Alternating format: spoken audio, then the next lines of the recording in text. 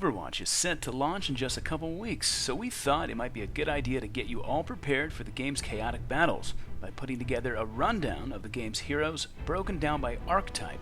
In our second of 4 guides, we'll be looking at the game's defense characters. First off is Junkrat. Like the demo man, Junkrat excels at area denial by using his frag grenade launcher to sow chaos through the enemy team's ranks.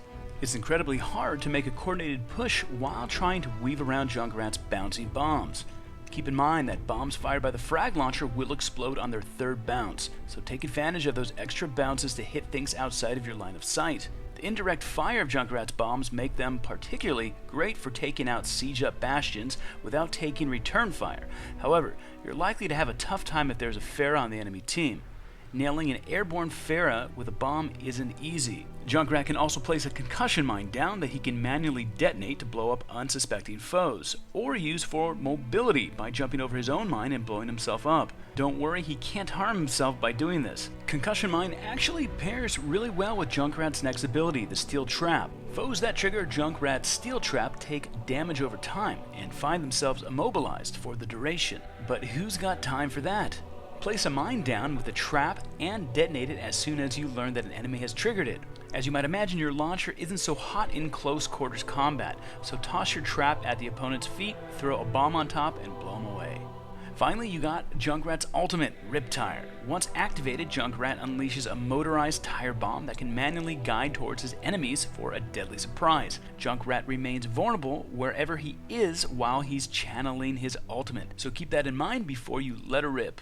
You'll have 10 seconds to hit your target before the bomb will explode on its own, and it can be taken out by the enemy fire if your foes see it coming. Another thing to keep in mind is that the Rip Tire can go up walls, including Mei's Ice Wall, and jump over obstacles, so look for creative ways to approach your targets. Up next is Mei. Mei is one of Mike's favorite characters in Overwatch. So it's unfortunate that her frustrating to play against kit already has people comparing her to League of Legends satanic Yordle Teemo. Still, a well-played Mei can win games on both offense and defense, even if she isn't a reliable pick in competitive play. So mastering her kit is definitely worthwhile. To start, Mei's primary weapon has 2 functions. Her left click sprays out a slowing stream of frost that will eventually freeze her foes after a short while. Mei's right click fires an icicle that deals considerable damage and can be fired at range. As you might imagine, freezing your enemies and then firing a couple of these icicles into their face to finish them off is really your 1-2 combo with Mei. But you also want to work on firing icicles at range for some surprisingly decent harassment, especially against Widowmaker, Hanzo, and some of the lighter heroes. Now, Mei's Cryo Freeze ability will really frustrate enemies trying to kill you. Using Cryo Freeze, Mei can encase herself in an impenetrable block of ice for a few seconds. While in that block of ice, she slowly heals herself up to full health. Now, Mike's used this mid-combat to give himself a life advantage in protected fights, many times to dodge all sorts of enemies' ultimates. It's very versatile, and it's very frustrating when you're not Mei and you're trying to kill a Mei that does that. Mei can also form a fairly gigantic ice wall that can be effectively used in many different ways. Put up an ice wall in front of an enemy Bastion, Widowmaker, or Torbjorn's turret to block them from shooting at your team. It can block enemy players from leaving their spawn points at the start of the match, divide attacking forces away from their teammates, or even trap fleeing enemies from escaping. Now for Mei's ultimate, Blizzard, she'll toss her drone into an area, which will then begin to spin out a stream of frost, slowly freezing anyone caught in its radius. This is a great tool for capturing points or making clutch game-winning plays. It's even more effective if you can combo it with other players' ultimates, particularly Zara's for the Wombo combo. But it works well on its own if you launch it at the right time. At the end of the day, Mei is a cold-hearted bitch that cares about nobody but herself. Seriously, one of the most annoying heroes to fight against, but one of the best heroes to have on your team if you have someone who knows how to play her. Next up is Torbjorn. Now, Torbjorn is your TF2 engineer for the most part. He's got a rivet gun that can be fired at medium-ish range for an okay amount of damage, but he's far more lethal with his charge shots in close range. He's also got a hammer that he can use as a weapon, don't bother, but is primarily used to repair and upgrade his turret. Torbjorn can have 1 turret out at a time, and he can upgrade the turret from level 1 to 2 by smacking it a couple of times with his hammer. There is a level 3 upgrade for his turret, but it's only temporarily active while he's using his ultimate. Like the TF2 engineer, you'll want to place your turret somewhere with a clear shot on enemies that come into its range, while also near something defensible so your enemies don't just gib you before it takes them out. Effective use of Torbjorn's turrets rely heavily on map knowledge, so it's something you'll learn over time as you play the game. Torbjorn also has some team utility in his ability to generate armor packs that allies can pick up to boost their defenses. Armor packs require scrap, and scrap is left behind when players, both ally or enemy, die. A good Torbjorn will find time to venture away from his turret and collect scrap so he can keep his allies armored up. Torbjorn's ultimate, Molten Core, is really just a huge buff for the little guy. Molten Core will give Torbjorn a massive amount of armor as well as a serious boost to his repair and fire rates. Additionally, Molten Core will temporarily upgrade a level 2 turret to a level 3, making it particularly nasty for the duration of his ultimate. There isn't a whole lot to say when it comes to Molten Core usage. Try and save it for clutch moments when you or your team are really under pressure.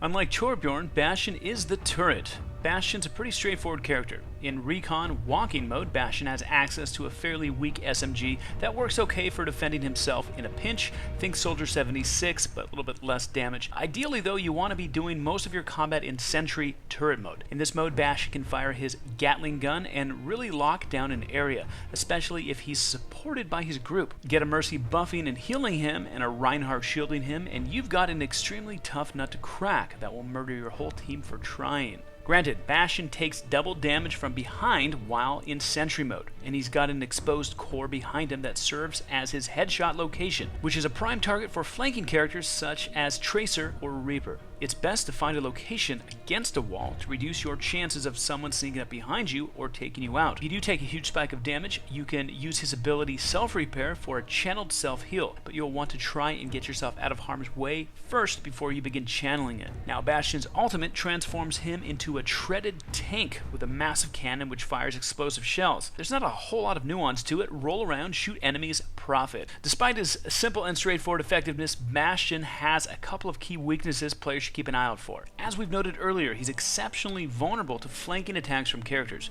Again, Tracer and particularly Reaper, who can just teleport behind him and take him out.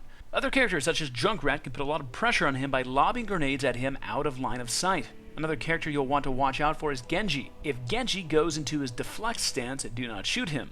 He will reflect all of your bullets back at you and kill you instantly. Hanzo is one of the 2 snipers available in Overwatch. Though of the 2, he is the hardest to master by far. Hanzo's weapon, the bow or storm bow, can be charged up for more damage, and these types of shots will make up for the bulk of your damage, as they can be absolutely devastating if you land a headshot. Unlike Widowmaker's bullets, the distance Hanzo's arrows will fly are determined by how long you charge the shot, and they also travel in an arc, so he requires a bit more practice to get his aiming down.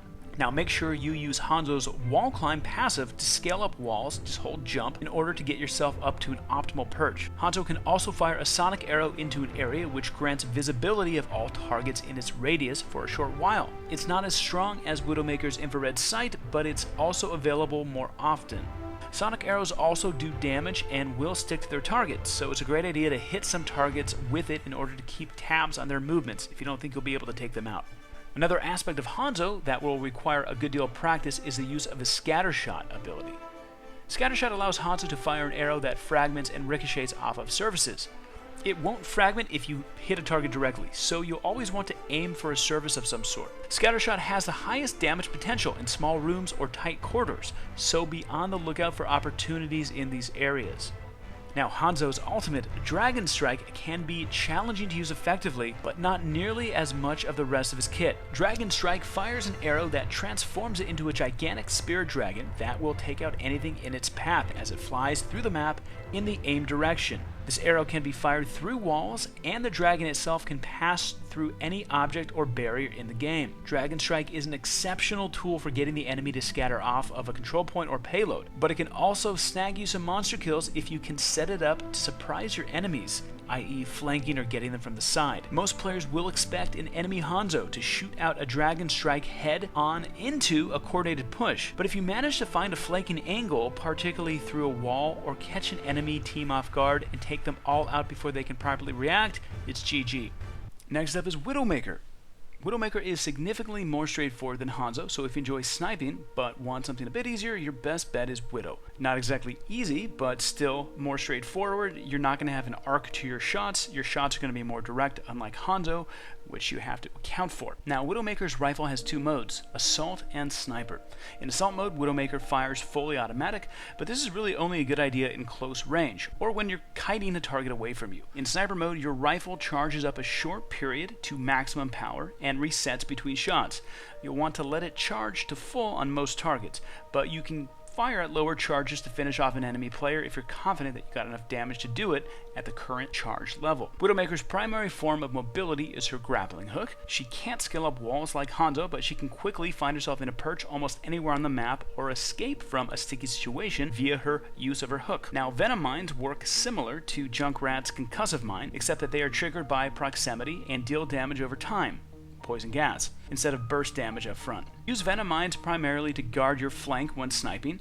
It's easy to get tunnel vision while you're scoped in, so if you properly set up your mine, you can use it as a means to alert yourself of an incoming flank, since the game will let you know that it's been triggered. Like Junkrat, you can also toss it down in close combat to help your odds of coming out on top. Widowmaker's ultimate, Infrared Sight, grants vision of all enemy players to the team for its duration. If you're doing a good job sniping, Infra Sight should be available fairly often, so be sure to take advantage of it during just about any significant team fight. As a sniper, your biggest worries are the flanking offensive characters, Genji, Reaper, Tracer, and Winston. So, which defensive characters are you looking forward to playing at launch? Please share your thoughts with us and give us some tips if you have any. We would love any comments that you have below. Please feel free to voice your opinions on this video. Again, this was written by Mike and narrated by myself, RipperX. We are both huge Overwatch players and we're very excited for release. As always, stay tuned to MMORPG.com. We definitely have more Overwatch content and videos coming soon.